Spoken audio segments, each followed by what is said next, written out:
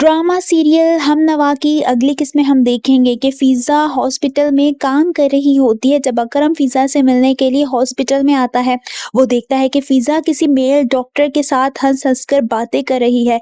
ये देखकर उसे बहुत ज़्यादा जलन होने लगती है। वो फ़िज़ा का इंतज़ार कर रहा होता है, मगर फ़िज़ा को डॉक्टर के साथ हंस-हंस कर बातें करता देखकर उसे बहुत ज़्यादा गुस्सा आने लगता है।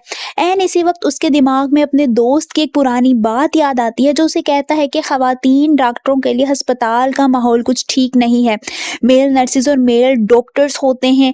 ये बात सोचकर वो मज़ीद जलने लगता है कि ऐन उसी वक़्त फ़िज़ा उसके पास आती है, मगर अकरम का दिमाग तो कहीं और ही खोया होता है। फ़िज़ा उसे बुलाने लगती है। वहीं फ़रीहा पूरी तरह से एक बार फिर वासे के पीछे पड़ चुकी है और अब की बार वासे भी उसे रोकता नहीं है और उन दोनों में एक बार फिर दोस्ती बढ़ने लगती है।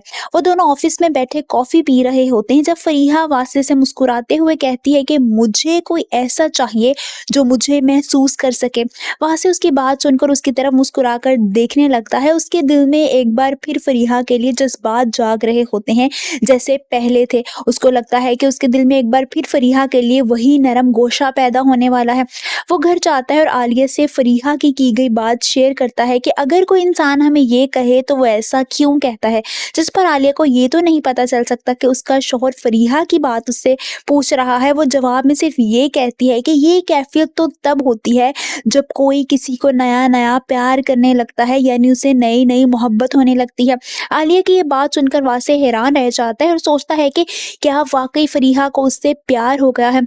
पहले तो वासे का प्यार सिर्फ़ और सिर्फ़ एक तरफ़ा था और फ़रीहा उसको छोड़कर चली गई थी, लेकिन क्या अब फ़रीहा उसके प्यार में दोबारा से मुब्तला होने लगी है?